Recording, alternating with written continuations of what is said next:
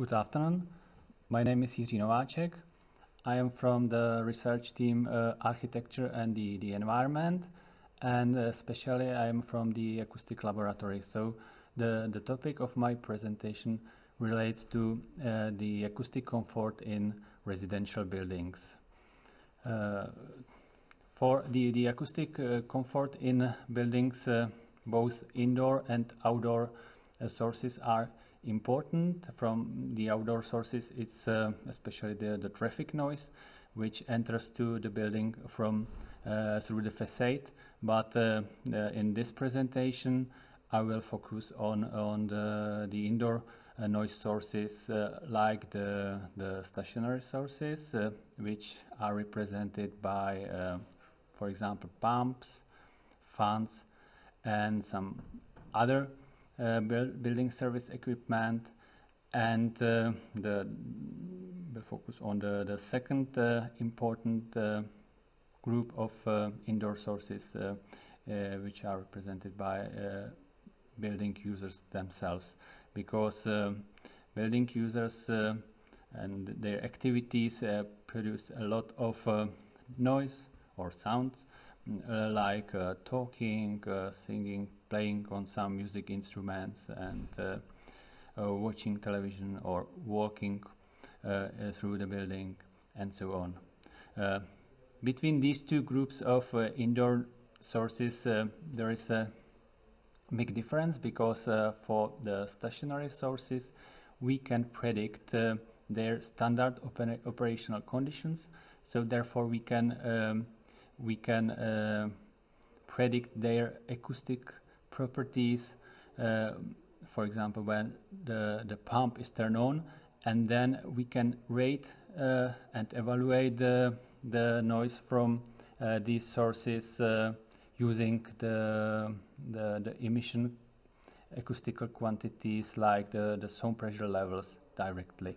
But for the second group, I mean the building users, the noise has a random behavior, because each of one speak with different loudness, with different spectral behavior of sound, and we also it's also hard to expect the time when these sounds occurs. So this is the reason why we use some special artificial sound sources for the rate of for rating of noise from these activities, and we use some special sound insulating quantities. The requirements for sound insulation have one goal. It is the reduction of noise from neighbors to some acceptable non-disturbing level, which will ensure some level of comfort for the users, for their activities, for they relax, and for example sleeping. Most of residential buildings in the Czech Republic have heavyweight structures, walls and floors, and we think, or we find, that the two most important challenges related to sound insulations are is the airborne sound insulation of walls, because when we compare the sound insulation of walls and floors, usually floors are much better. So if we want to improve the acoustic comfort, we should focus on the walls. But this presentation relates to the impact sound, and in this part we found that we found that the problem with low frequency transmission of impact sound. In the last year we had a contractual research with a partner, Jiri company, development company, and the motivation for this contract research was that the compliance with acoustic requirements on floors does not guarantee no complaints about the footfall noise. It means that even if the floor structure fulfills the requirements, the building users can feel disturbed by the impact noise, and especially the low frequency impact sound. The activities in this contractor research was the design, the calculations, and the acoustical testing of various floors on concrete slab.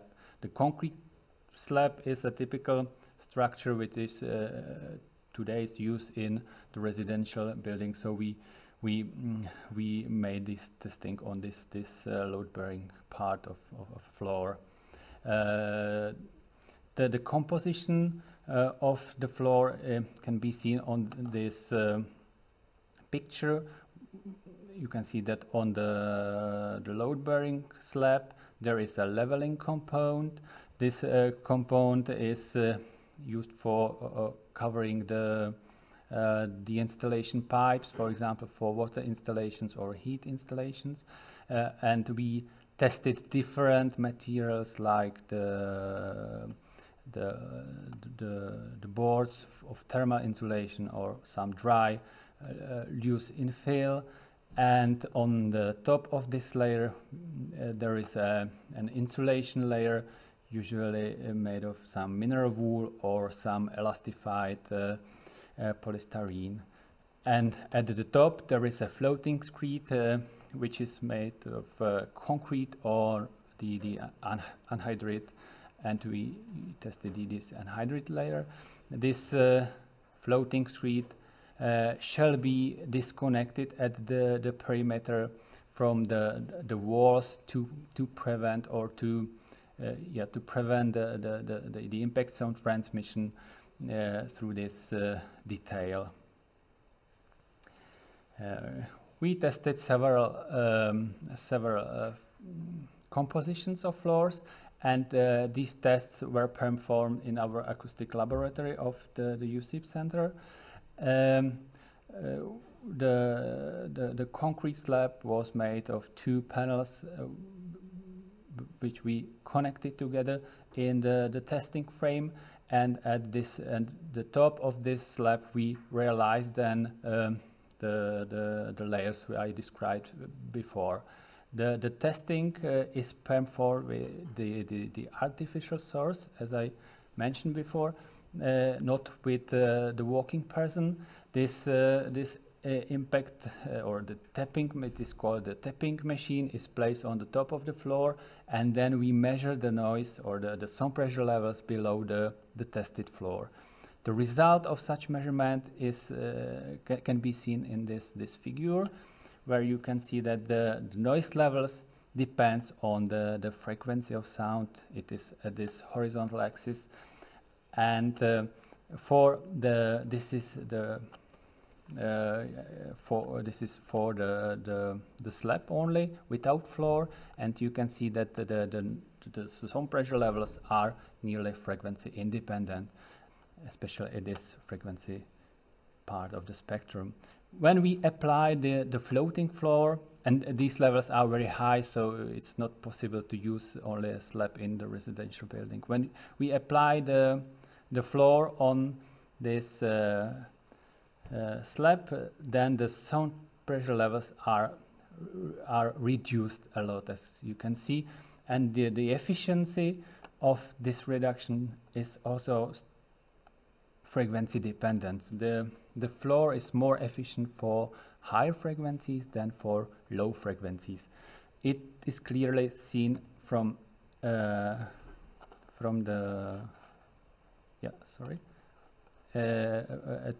this slide, where you can see that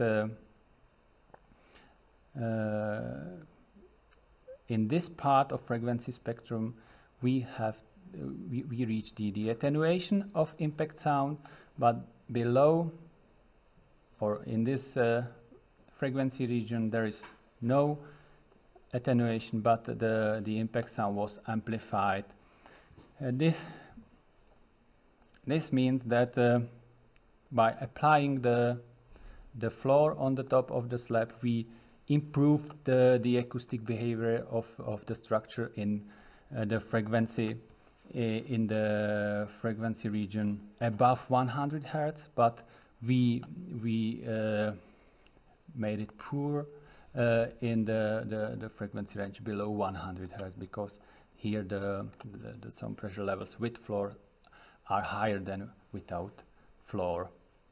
And this part of spectrum is still audible, because we know that we hear sounds starting from approximately 16-20 Hertz.